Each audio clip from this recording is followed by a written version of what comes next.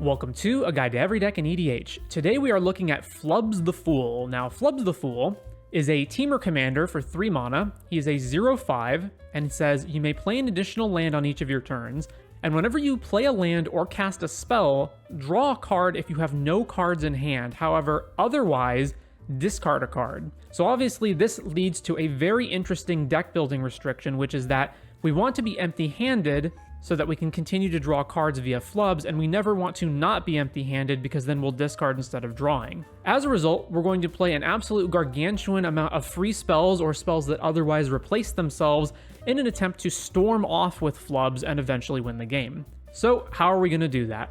Now, one of the problems with Flubs in regards to attempting this is that we can't just run a bunch of cantrips, because then we'll be left with a card in hand plus the card that we draw off of Flubs, meaning the next card that we play will discard. So imagine we cast a spell like Ponder and we're empty-handed. Flubs will trigger with Ponder on the stack, we'll draw a card, then the Ponder will resolve, we'll get another card in our hand.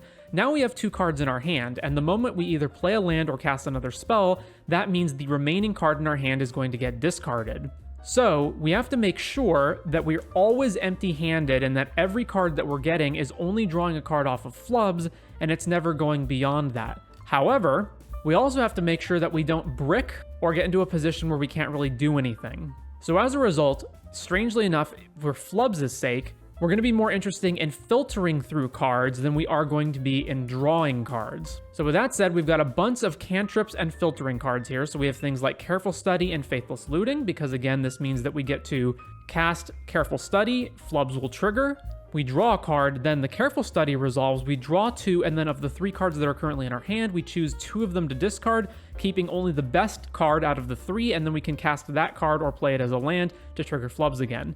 Faithless Looting does the same thing. And then we've got a lot of self-cycling things, so things like Chromatic Sphere and Chromatic Star, Lodestone Bauble, Monomorphose, Mishra's Bauble, Urza's Bauble, and Noxious Revival. Do also note that in the event that we are casting a card like Monomorphose, where we are going to draw a card afterwards, we can potentially cast something at instant speed with the spell on the stack so that we can trigger Flubs before we actually draw it, as long as the 1 card left is an instant. Obviously, we're also going to be filtering through a lot of cards, so things like Noxious Revival that can select a specific card out of our graveyard to put back on top of our deck is going to be helpful.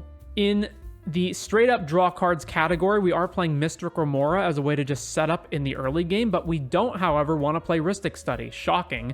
A EDH deck in blue that doesn't want to play Rhystic Study. We also have Birgi, because one of the things we're going to want to do is, of course, storm through our deck, so we want to be able to get more mana via the cards that we're casting, or on Birgi's backside, of course, we can discard the cards in our hand to impulse draw, and that's going to be helpful in always making sure that we're empty-handed. For our combo pieces, our primary out is going to be Underworld Breach combo with LED and Brain Freeze. This is particularly useful since it means that we can cast Underworld Breach even if we don't have the combo set up yet, and continue to cast spells off of the Flub trigger until we eventually find what we need. Whereas, let's say if we were going to play Thassa's Oracle or Grape Shot, we don't know when in our deck we're going to draw those cards, and if we are always only 1 card in hand and we just have to cast the Thoracle or cast the Grape Shot, then we wouldn't be able to win with those cards. We're also running Containment Construct. Whenever you discard a card, you may exile that card from your graveyard. If you do, you may play that card this turn. So again, this means that if we are forced into a position where we have to discard, we can at least impulse draw those discarded cards, and so we're not out of them.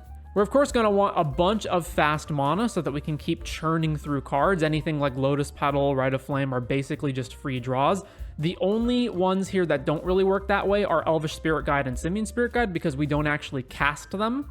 However, since our job is to get Flubs down as fast as possible and cast other spells as fast as possible, they are still worth playing.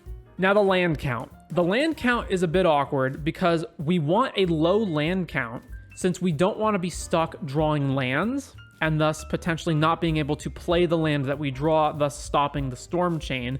But on the other hand, we still do need to play enough lands that we can consistently cast Flubs and all the rest of our spells. So I've settled on 29 as the current land count. However, this may be grossly over or under the amount that you actually need to play in this deck, and so I encourage testing, and I will revise this if this turns out to be too many or too few lands. Obviously, a deck like Flubs is also stopped by any sort of storm hate like Rule of Law effects, so cards like Otawara and Boseiju are particularly important here.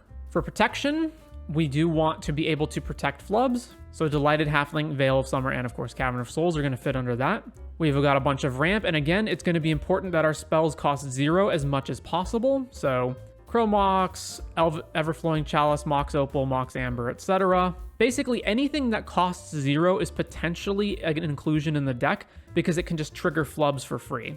However, that doesn't necessarily mean that we want to play every single card that costs 0, so I've settled on the ones that I think are the most viable in terms of what they can actually do when we're not just casting them to draw cards off of Flubs. So for example, Astral Cornucopia, it's probably not going to be cast for 3, but we do have that option. Similarly, something like Engineered Explosives can just be cast for 0 if we want a free draw off of Flubs, but it does have other uses like clearing away stacks pieces.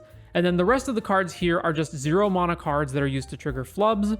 Most of these are not very good, however, I will point out some of the uses of some of them. So Tormod's Crypt obviously may occasionally come in handy in order to get rid of an opposing graveyard.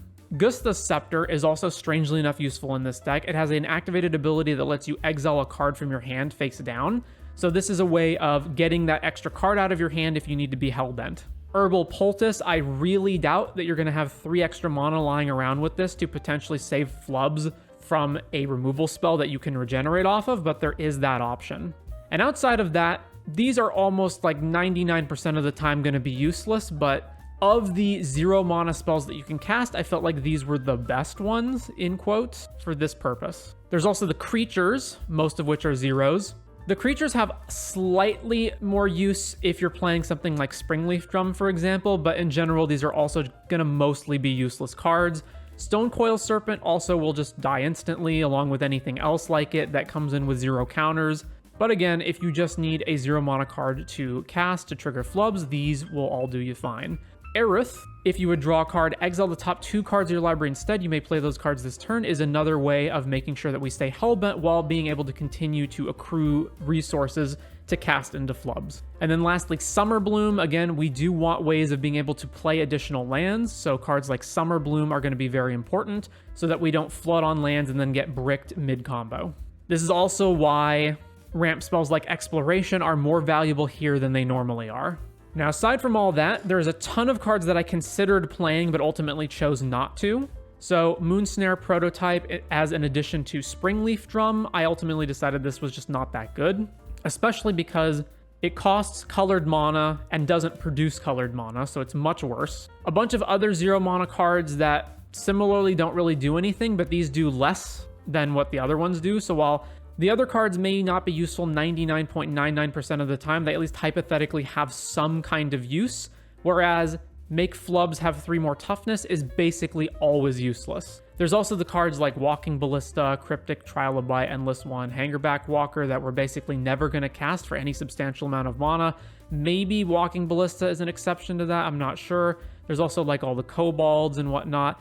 Ultimately decided that the non-artifact creatures like Amarthus, Rogrek, etc. were less useful than the artifact ones, specifically because the artifact ones are counted towards Mox Opal. However, there are other considerations like Rogrek, for example, counts towards Mox Amber, so maybe you could fiddle around with these numbers. Conspiracy Theorist is basically the red version of Containment Construct. I felt like the 1 Containment Construct was enough, but if you feel like you need an additional copy of that effect, this is something that you could use. So with all that said, that is going to be Flubs the Fool Storm for EDH.